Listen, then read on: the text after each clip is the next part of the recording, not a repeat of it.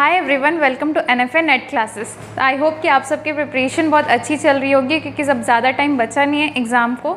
ठीक है, paper 1 paper 2 दोनों ही साथ में आप पैरेलली लेके चल रहे होंगे। तो आज हम स्टार्ट करते हैं next topic NMR spectroscopy.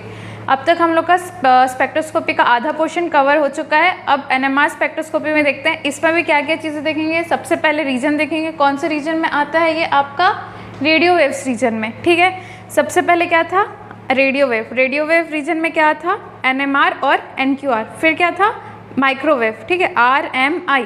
Microwave में क्या था हमारा ESR था और रोटेशनल था।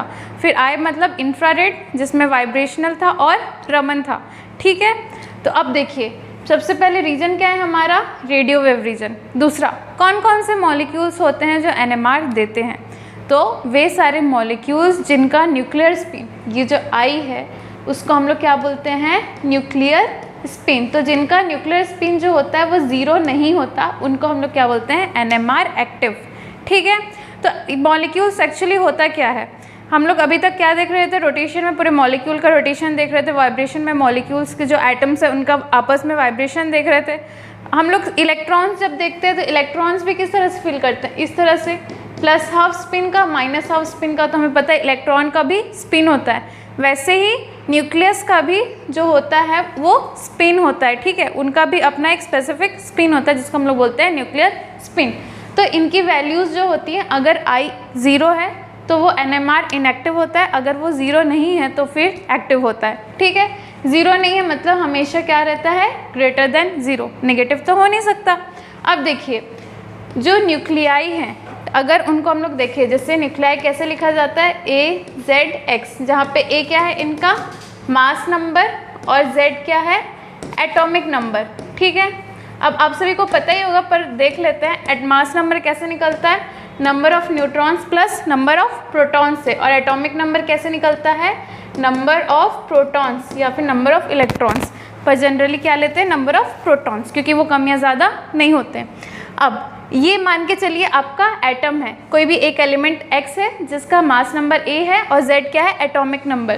तो यदि मास नंबर इवन है, ठीक है, यदि मास नंबर इवन है, इवन मतलब 2, 4, 6, 8 एक्सेट्रा, ये इवन मास नंबर है 20, 24, तो फिर क्या होगा इसमें I की वैल्यू इंटीग्रल होगी। इंटीग्रल होगी का मतलब क्या है 0, 1, 2, 3, 4 एक्सेट्रा होगी। ठीक है, और अगर यदि ऑड मास नंबर है तो क्या होगा I की वैल्यू जो होगी वो फ्रैक्शनल होगी।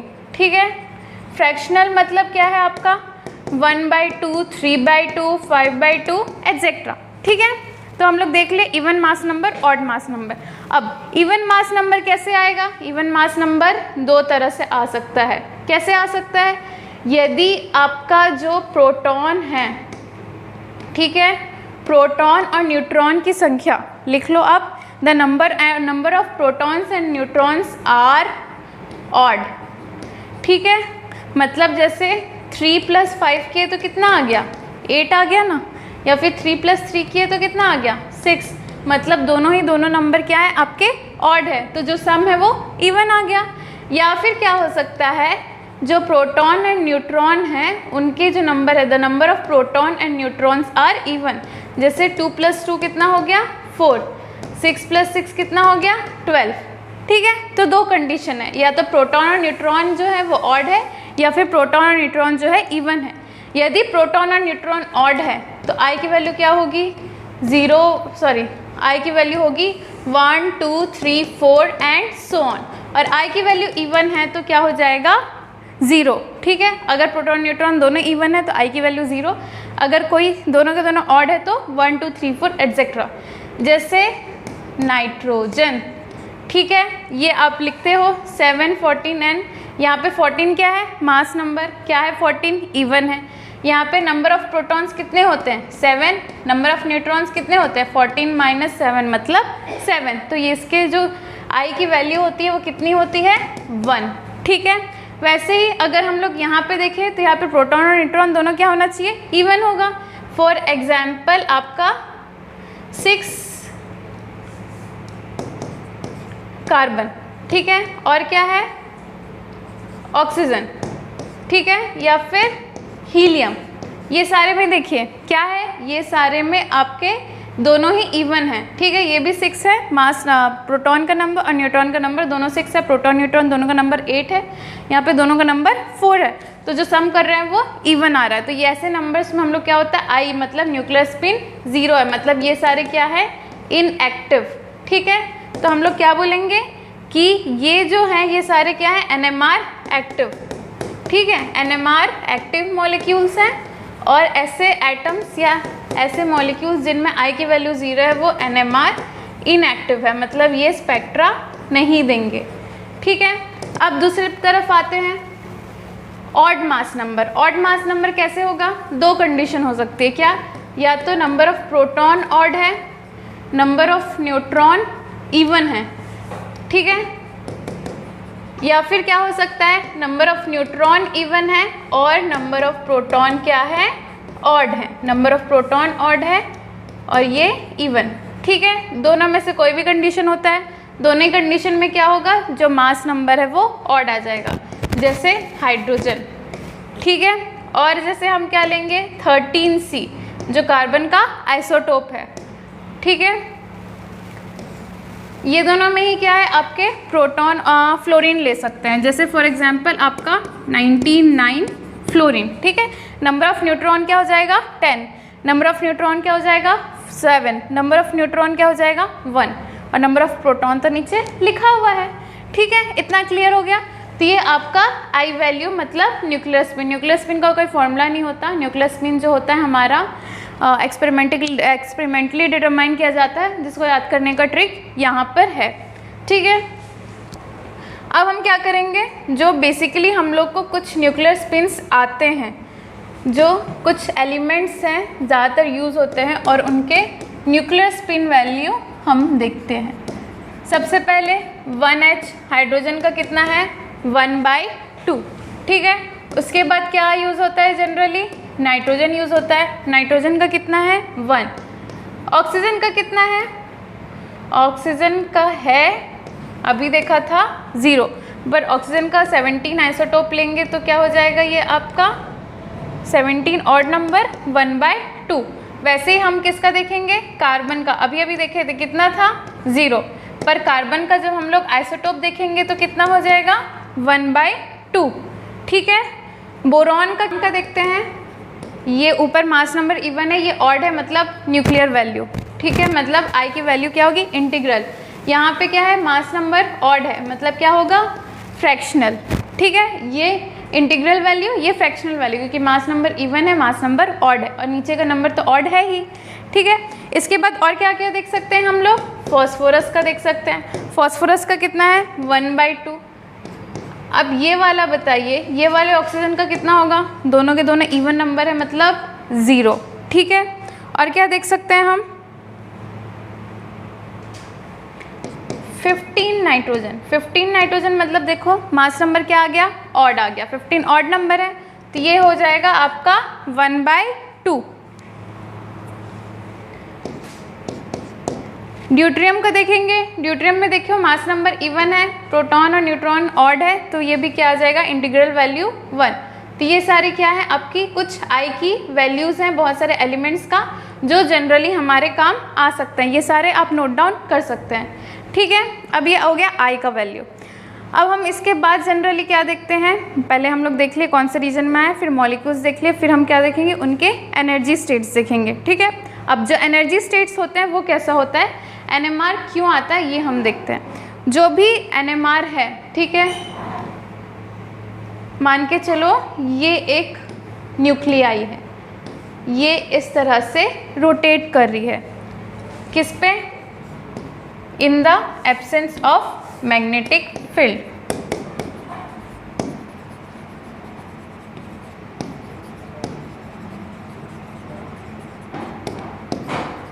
एक्चुअली में होता क्या है कि जब भी मैग्नेटिक फील्ड नहीं रहता, जब भी कोई मैग्नेटिक फील्ड नहीं रह रहा है तो क्या होता है, जो भी स्पिन होते हैं वो रैंडमली अलाइन होते हैं, ठीक है। इस तरह से क्या होंगे, रैंडमली अलाइन होंगे, इनका कोई भी डायरेक्शन नहीं होगा, ठीक है। ऐसा कोई भी डायरेक्शन नहीं रहेगा। बट जैसे ही हम इसमें क्या प्रोवाइड करते हैं, एक H नॉट का मैग्नेटिक फील्ड प्रोवाइड करते हैं। क्यों? क्योंकि ये मूव कर रहे हैं, ठीक है। तो इनमें क्या होगा, मैग्नेटिक फील्ड के कारण ये दो स्टेट्स में अलाइन हो जाएंगे। एक जो H नॉट है, जो भी फील्ड लग रही है उसके पैरेलल, मतलब उसके डायरेक्शन में, और एक का रोटेशन क्या होगा, इसके अपोजिट डायरेक्शन में, ठीक है। ऐसे कुछ होंगे जो उनके डायरेक्शन में अलाइन हो जाएंगे, कुछ अपोजिट डायरेक्शन में।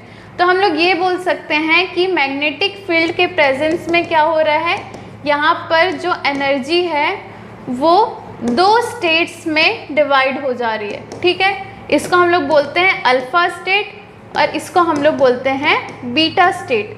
अब नोट क्या कर सकते हैं, नोट ये कर सकते हैं कि जो अल्फा स्टेट में न्यूक्लियर स्पिन्स, न्यूक्लियाई होंगे वो कंपेरेटिवली बीटा स्टेट से थोड़े ज़्यादा होंगे, या फिर हम लोग बोल सकते हैं the number of nuclei align parallel to the magnetic field are a bit more in number than the beta state, या फिर the nuclei which are align opposite to the magnetic field. Magnetic field इस direction में तो इसी direction में align है, और वो अपोजिट मतलब नीचे की ओर ऐसा अलाइनमेंट है, ठीक है। ये ऊपर की ओर है, वो नीचे की ओर है, ठीक है। दो स्टेट्स बन गए हमारे, क्या, अल्फा और बीटा स्टेट्स, ठीक है। अब एक्चुअली हो क्या रहा है कि जब मैग्नेटिक फील्ड प्रोवाइड करते हैं तो ये जो है ये अल्फ़ा से बीटा स्टेट में जंप करती है, ठीक है। ये ऐसे रोटेट कर रही थी तो ये अल्फ़ा से बीटा स्टेट में जंप कर रही है, इनका स्पिन क्या हो जाएगा, जस्ट अपोजिट हो जाएगा। अब यहाँ से यहाँ जाने के लिए क्या करना पड़ेगा, इसको कुछ एनर्जी की ज़रूरत पड़ेगी। तो del E is equal to H nu is equal to क्या होता है, G beta H not which is equal to gamma H not by 2 pi, ठीक है। ये वैल्यू होता है। यहाँ पर जी क्या होता है, मैग्नेटोगायरिक रेशियो, ये जनरली आपको एग्ज़ाम में दिया रहेगा, ठीक है, क्वेश्चन में। बीटा क्या होता है, बोर मैग्नेटॉन, और एच नॉट क्या होगा आपका, मैग्नेटिक फील्ड, ठीक है। आपका एच नॉट क्या हो जाएगा, मैग्नेटिक फील्ड, और यहाँ पर गामा एच नॉट क्या हो जाएगा, गामा एच नॉट में से गामा होता है gyro magnetic ratio. H not तो पता ही है, 2 पाई मतलब आपको पता ही है। तो ये आपका हो गया मैग्नेटोगायरिक रेशियो, ठीक है। इतना क्लियर हो गया। तो आपका डेली क्या हो जाएगा, डेली is equal to G H nu is equal to G beta H not which is equal to gamma H not by 2 pi. मतलब इतनी एनर्जी लगेगी इस स्टेट से इस स्टेट के ट्रांजिशन में। तो क्या होगा, हम लोगों को इतनी एनर्जी प्रोवाइड करनी पड़ेगी। मतलब अगर आपको एनर्जी पूछ रहा है, अगर एनर्जी से रिलेटेड या फ्रीक्वेंसी से रिलेटेड कोई भी क्वेश्चन पूछ रहा है तो उसका फॉर्मूला यहाँ से यूज़ होगा। अब ये ऐसा होता क्या है, जब भी NMR होता है, ठीक है, न्यूक्लियर मैग्नेटिक रेजोनेंस, मतलब जब भी न्यूक्लियाई जो होती है वो रेजोनेंस करती है। अब रेजोनेंस कैसे करती है, हमने बोला था कि जो अल्फ़ा स्टेट में एनर्जीज़ हैं जो स्पिन कर रही है, कौन से स्पिन, अगर एच नॉट का डायरेक्शन ये है तो उसके पैरेलली जा रही है, ठीक है। तो इनका जो स्पिन है वो अगर इस डायरेक्शन में है तो ऊपर वाले का स्पिन क्या हो जाएगा, अपोजिट डायरेक्शन में हो जाएगा। अब नीचे पॉपुलेशन ज़्यादा है, ऊपर पॉपुलेशन कम है, इसलिए तो I इज इक्वल टू 0 में क्या था, कोई भी NMR स्कैन नहीं दे रहा था। क्यों, क्योंकि वहाँ पे ऊपर नीचे का पॉपुलेशन लगभग सेम रहता है, यहाँ पे डिफरेंस है। अब क्या होगा, ये एच न्यू एनर्जी लेगी और ऊपर एक्साइट हो जाएगी। एक्साइटेशन के बाद ये ऊपर आ गया, ठीक है, इसको हम लोग बोलेंगे एक्साइटेशन। एक्साइटेशन होने के बाद क्या हुआ, ये ऊपर ज़्यादा हो गया पॉपुलेशन और नीचे कम हो गया। तो अब क्या होगा, नीचे आ जाएगा ये, ठीक है, इसका ये नीचे है। अब क्या होगा, नीचे आ जाएगा, नीचे आ जाएगा तो इसको बोलेंगे रेजोनेंस, ठीक है। मतलब फिर अमाउंट ऑफ एनर्जी रिलीज़ होगी। तो जब एक एक्साइटेशन होता है और फिर एक रेजोनेंस होता है, रेजोनेंस, तो इससे क्या होता है, एक स्कैन कंप्लीट होता है, और जितना ज़्यादा NMR का स्कैन होगा उतना ही ज़्यादा हमारा अच्छा पीक प्रोवाइड होगा। ठीक है, अब ऊपर से नीचे आ गया, नीचे फिर से अल्फ़ा स्टेट में एनर्जी ज़्यादा हो गई, फिर अगर अल्फ़ा स्टेट में एनर्जी ज़्यादा हो गई तो क्या हो जाएगा हमारा, ये वापस से बीटा स्टेट में जाने लगेगा। ठीक है, ये अल्फ़ा स्टेट है और ये बीटा स्टेट है। अब अकॉर्डिंग टू बोल्ट्जमैन हम लोगों ने कब देखा था, रोटेशनल में देखा था। क्या देखा था, NJ/N0 is equal to e⁻⁻∆E/kT। तो यहाँ पे वैसे क्या देखेंगे, N⁻β/N⁻। ठीक है, अकॉर्डिंग टू बोल्ट्जमैन N⁻β/N⁻ क्या होता है हमारा e⁻⁻∆E/kT। अगर ∆E/kT की वैल्यू क्या है, वेरी स्मॉल, तो हम लोग क्या यूज़ करते हैं, अप्रॉक्सीमेशन यूज़ करते हैं। और अप्रॉक्सीमेशन यूज़ करने पर क्या होता है, हम लोग लिख लेते हैं N⁻β/N⁻ is equal to 1 - ∆E/kT। अभी हम लोग पीछे देखिए, ∆E की वैल्यू क्या है, ∆E की वैल्यू हमारी है G⁻H0/kT, या फिर हम लोग लिख सकते हैं Γ⁻H0/2πkT। ठीक है, Γ⁻H0/2πkT। तो अब क्या हो रहा है, ये 1 में इतना स्मॉलर वैल्यू कम हो रहा है, मतलब कितना, अप्रॉक्सीमेटली ये 0.99 समथिंग रहेगा, मतलब थोड़ा सा कम। मतलब यहाँ से हम लोग बोल सकते हैं कि जो बीटा है वो अल्फ़ा से एकदम स्मॉल अमाउंट में कम होती है। ज़्यादा होती तो 1 पॉइंट में आता ना, कम है तो इसलिए थोड़ा सा कम आ रहा है। मतलब हम लोग बोल सकते हैं बीटा अल्फ़ा से थोड़ा सा कम है। और वैसे भी अल्फ़ा क्या है, नीचे वाला स्टेट है, ग्राउंड स्टेट में क्या होती है, जो न्यूक्लियाइज होती है वो ज़्यादा होती है और बीटा स्टेट से थोड़ी ज़्यादा, इसलिए क्या होता है, रेजोनेंस। जितना ज़्यादा रेजोनेंस उतना ज़्यादा हम लोग को स्कैन मिलता है, जिससे हमारा NMR के पिक्स मिलता है वो उतने ही ज़्यादा शार्प होते हैं। ठीक है, इतना क्लियर हो गया। अब हम देखते हैं कंडीशन फॉर NMR। ठीक है, सबसे पहले कंडीशन नहीं देखते, पहले क्या देख लेते हैं, सिलेक्शन रूल।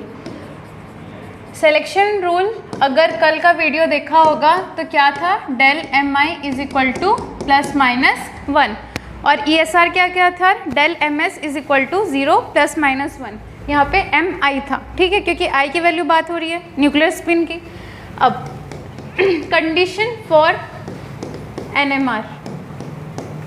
ठीक है, जो हमारा ∆E था वो क्या था, G⁻H0 था।